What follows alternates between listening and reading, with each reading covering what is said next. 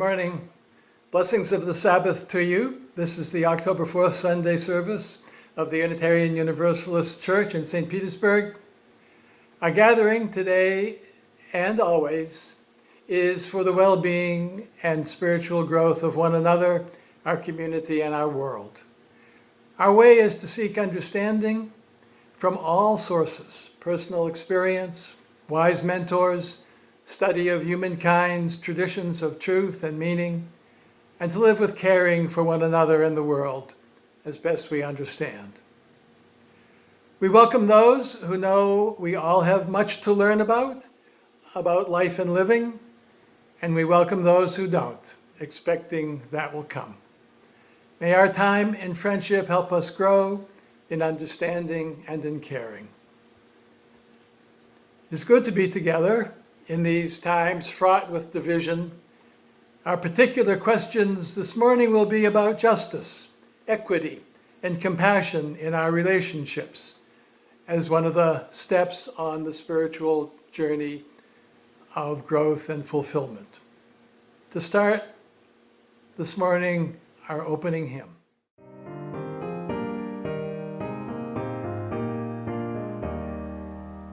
To mercy, pity, peace, and love all pray in their distress, and to those virtues of delight return their thankfulness. Return their thankfulness. For mercy has a human heart, and pity a human face, and love the human form divine, and peace the human dress, and peace the human dress. Then every one of every clime that prays in deep distress, praise to the human form divine, love, mercy, pity, peace, love, mercy, pity, peace. Good morning. I'm Dave Mapp, a member of UU St. Pete and also a co-chair of the worship committee. Good to be with you this morning. We light our chalice now as a symbol of our shared communion and our search for truth. Join, if you will, in the words of our covenant.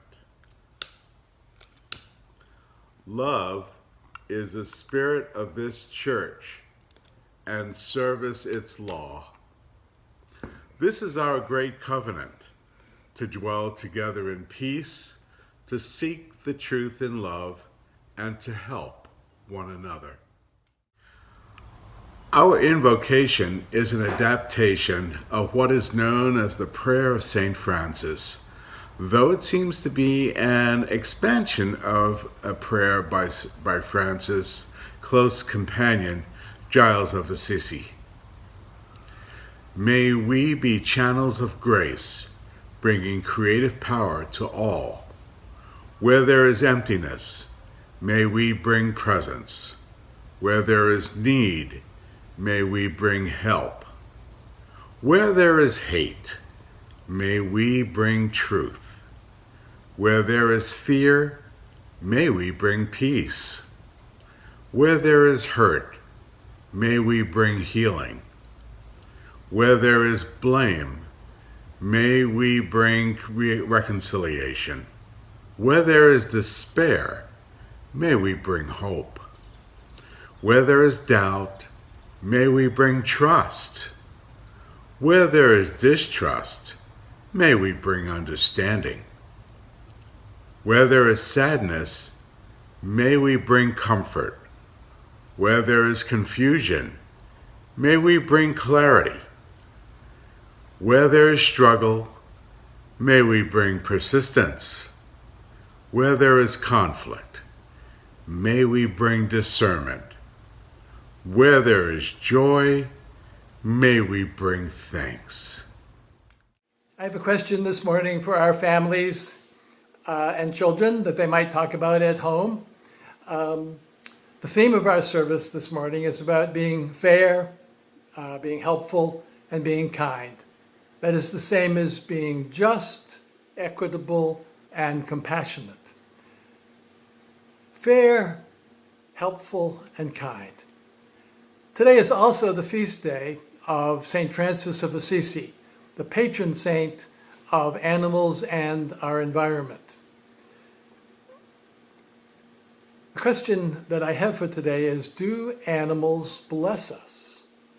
St. Francis certainly thought so, and he tried to do the same in return. Do animals bless us? Since we can't bring our animal companions to church to celebrate the blessing of animals, I want to share a story of an animal who brought a blessing to his human. My story is about a Jack Russell Terrier named Perk, whom I once knew, a little dog with a cute face and boundless energy, as maybe all Jack Russell Terriers do. I went to visit him and Marie, his rather elderly human, one day, only to hear an amazing story from Marie, who I hadn't seen for several weeks. She had been on a ladder in the kitchen, lost her balance, crashed headfirst onto the floor, and lost consciousness. When she regained consciousness, she doesn't know how much later, she couldn't get up, and she couldn't even move because of the pain. Perk danced around her, saying with his eyes, "Get up, Marie, get up." Finally, she thought to say, "Perky, my cell phone. Get my cell phone." Perk cocked his head in puzzlement. "My cell phone, Perky, it's on the counter, on the counter." The little dog immediately turned and ran and leapt on a stool and then up onto the kitchen counter, gently picked up the phone, and in his mouth, of course, and brought it down to Marie. She dialed 911, and help soon arrived, and everything turned out all right.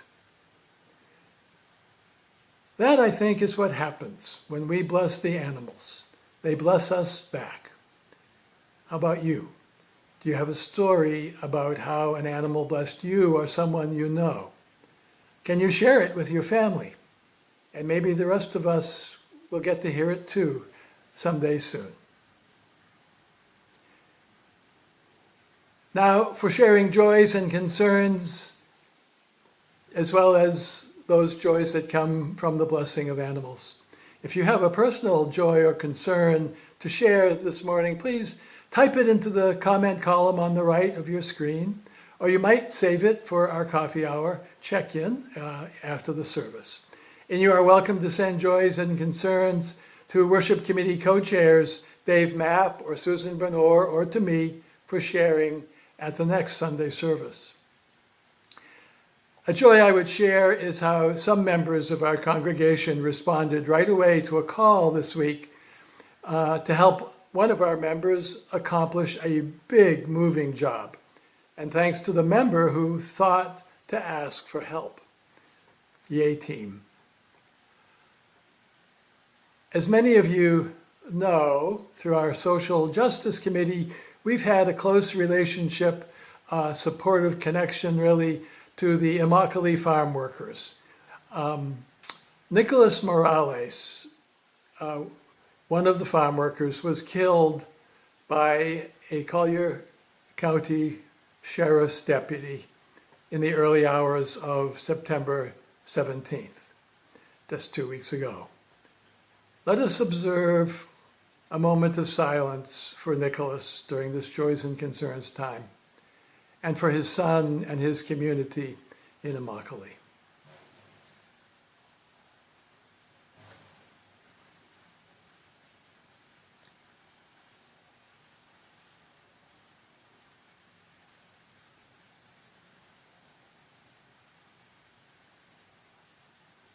And now our offering. To keep our congregation thriving, may we remember our connection to one another. And let us not forget our offerings to support the means to those connections. As you listen to the offering music, please click on the I in the upper right-hand corner of your screen to make a contribution. You can also donate by the Give Plus app or on our webpage under the Giving tab, or by sending a check to the church office. Many thanks. Oh, sing hallelujah. Oh, sing hallelujah. All praise be to you through the hierarch of the heavens, and praise be by sun, moon, and stars, by trumpet, harp, and lute, with cymbals and strings and flute, with dancing, singing, and music we praise you. Sing hallelujah.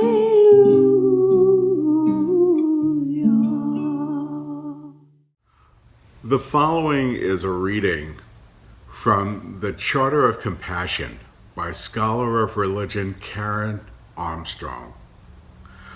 The principle of compassion lies at the heart of all religious, ethical, and spiritual traditions, calling us always to treat all others as we wish to be treated ourselves.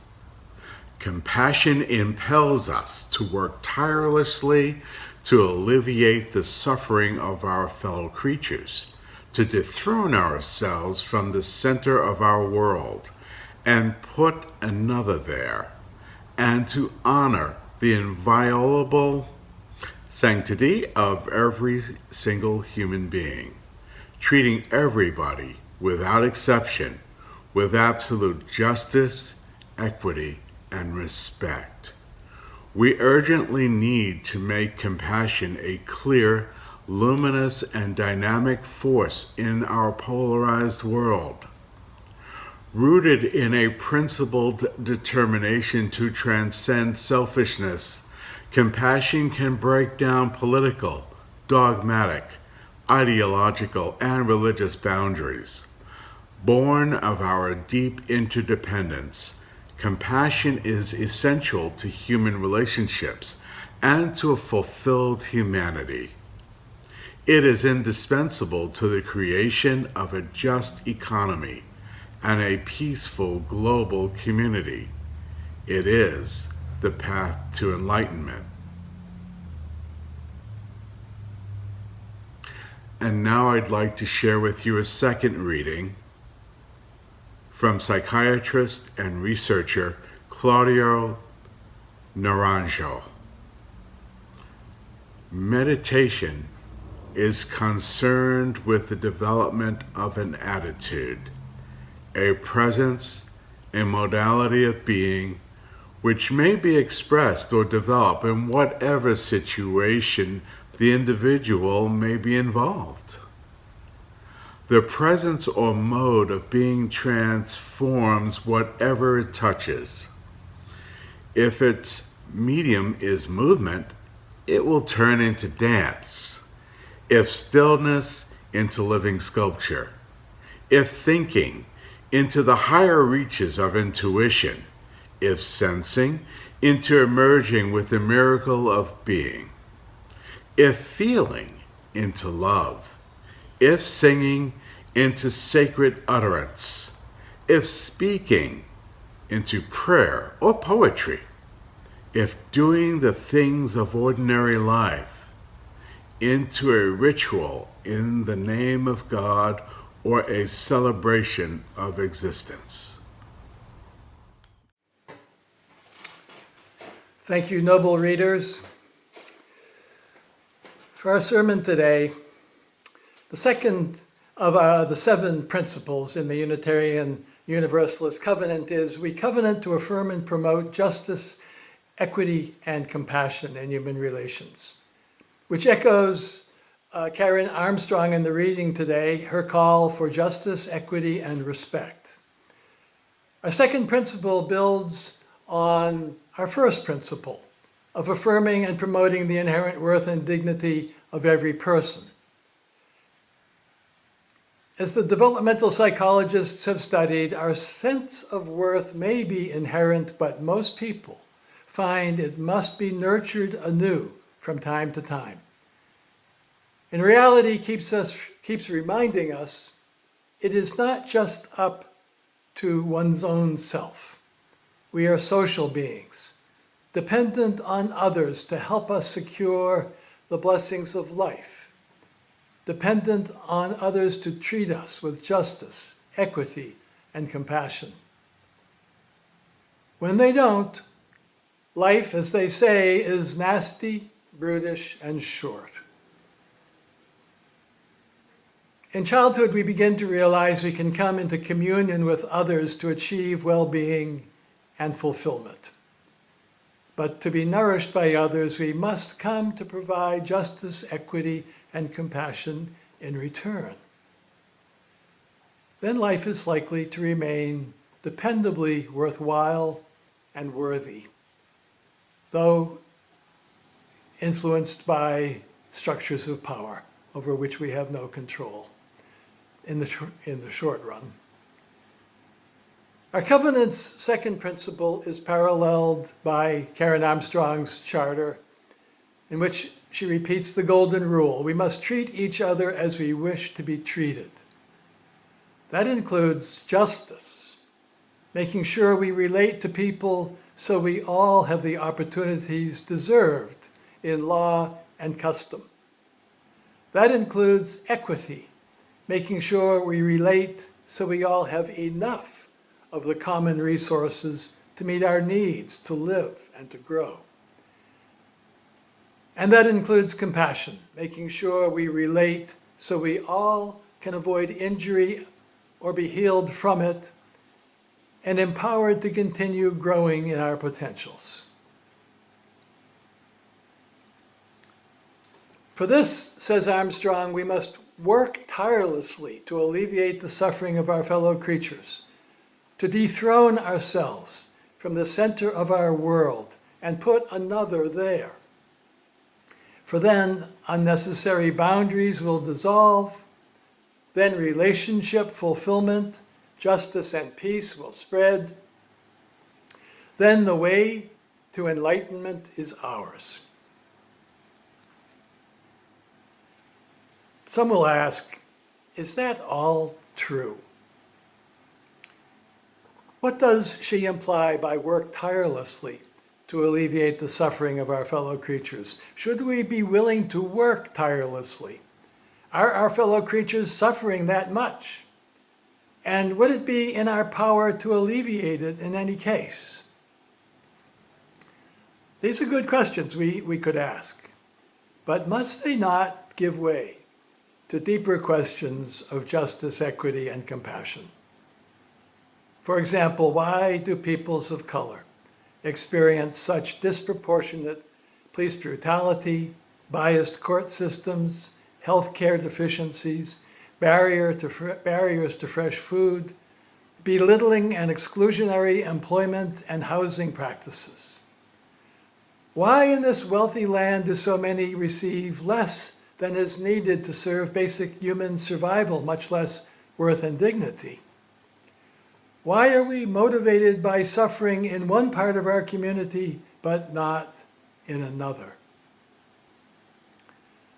Some will rightly also ask, what does Armstrong imply by dethrone ourselves from the center of our world and put another there? Can individuals ever decenter themselves in favor of others whom they don't know? Isn't there at least mutuality, wherein each center still calculates costs and benefits? Last week at church, I was waiting out front for one of our members. 4 construction workers were standing nearby planning their work. One of them noticed me and gestured at our Black Lives Matter banner on the front lawn. "That's wrong," he yelled over at me in a tone that sounded Trumpian to me. I paused and then I said, "What do you mean?" We approached each other on the grass. "It should say," he said, It should say all lives matter. Which way to go? That's true, I said. But I think it's right to have this sign because black lives are so disproportionately discounted and harmed in our society. Don't you think so? To my surprise, he said, yes, that's true. And then he continued, but I have Native American heritage and it's been just as bad for us. That banner should include us. That man, with a spirit of justice, equity, and compassion, I think, had offered me common ground, and I accepted it. Yes, I said, it should. It should have Native Americans or indigenous people. He smiled and came closer to show me a photograph he took from his wallet. A photograph of a beautiful Native American woman. My wife, he said. We've got 2 kids. I replied, my daughter has Cherokee heritage on from her mom's side. The man smiled. My wife is Cherokee too, he said. I felt simultaneously what I'd call decentered and centered. It was a small moment, but it felt very good. Decentering, you could say, simply implies stop hogging the resources beyond any need you have. If we think about that, there's a wow there. And I saw in talking with a construction worker that it also means for me an expanding. To decenter means an expanding. Expanding my desire and will toward justice, equity, and compassion for the worth and dignity of all those I'm in relationship with. If there is discomfort, it proves to be the discomfort of removing a long-present mote of dust from one's eye, and now seeing comfortably and clearly. It is us. It is win-win. What can we do to get there?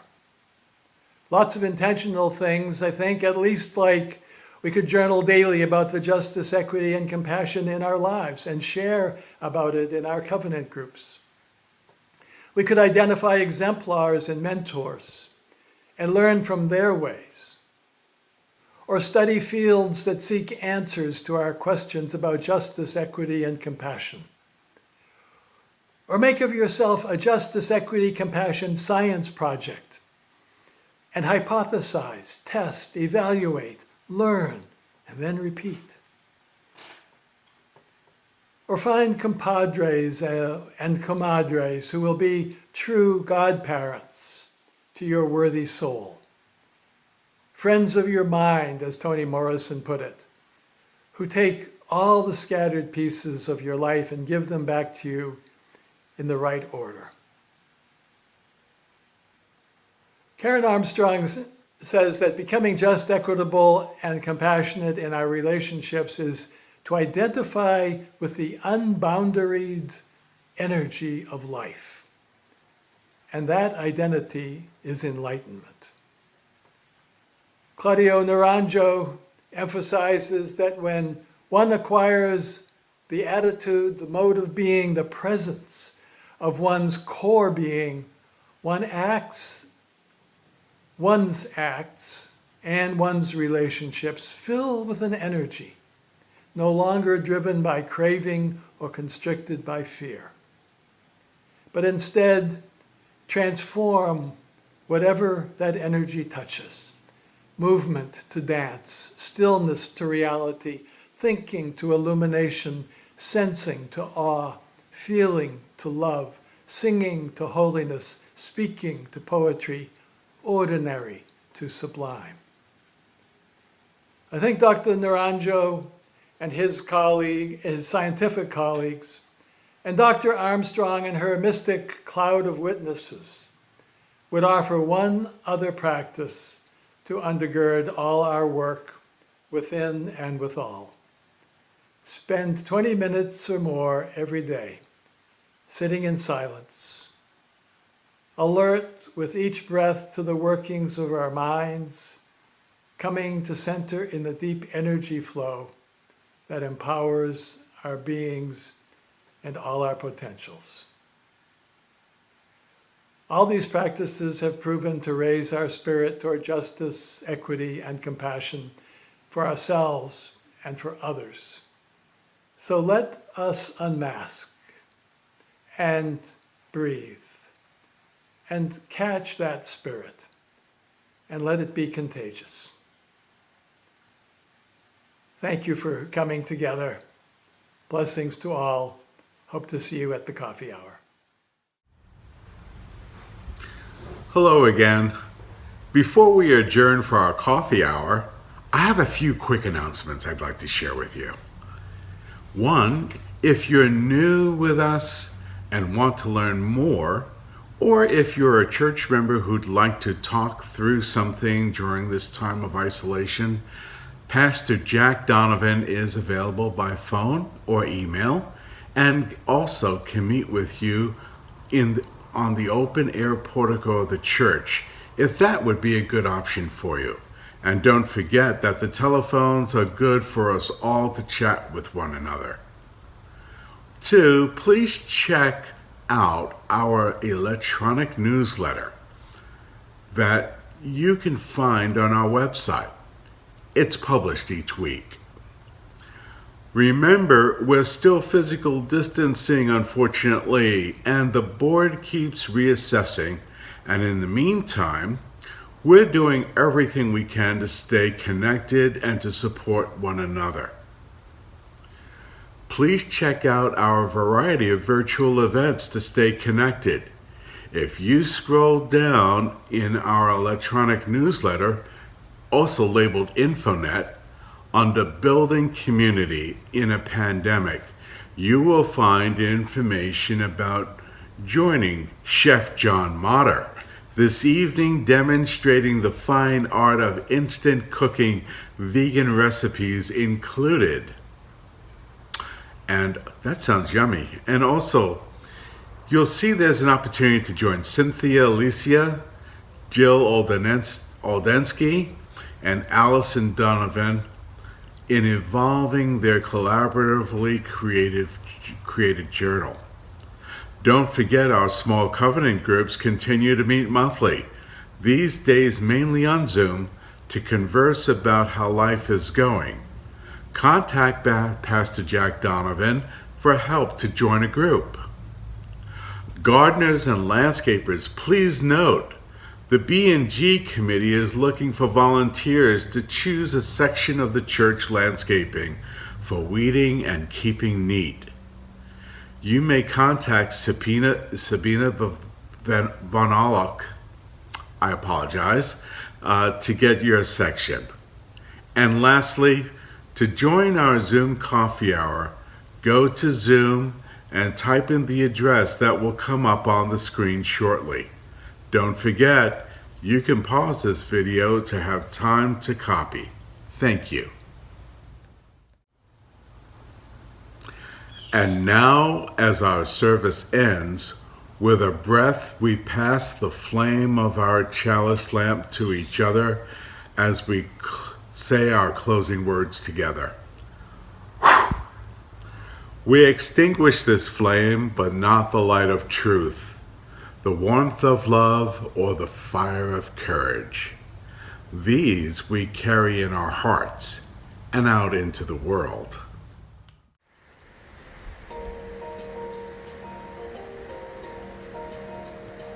Let our hearts not be hardened to those living on the margins. There is room at the table for everyone. This is where it all begins.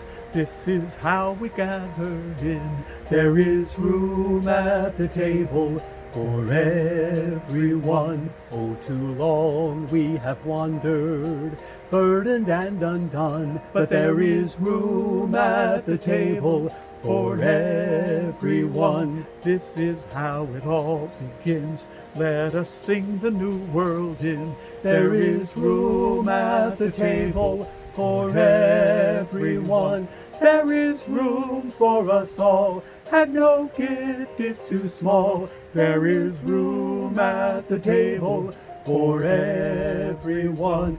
There's enough if we share. Come on, pull up a chair. There is room at the table for everyone. No matter who you are, no matter where you're from, there is room at the table for everyone. Here and now we can be the beloved community. There is room at the table for everyone. There is room for us all, and no gift is too small. There is room at the table for everyone. There's enough if we share. Come on, pull up a chair. There is room at the table for everyone. Let our hearts not be hardened to those living on the margins. There is room at the table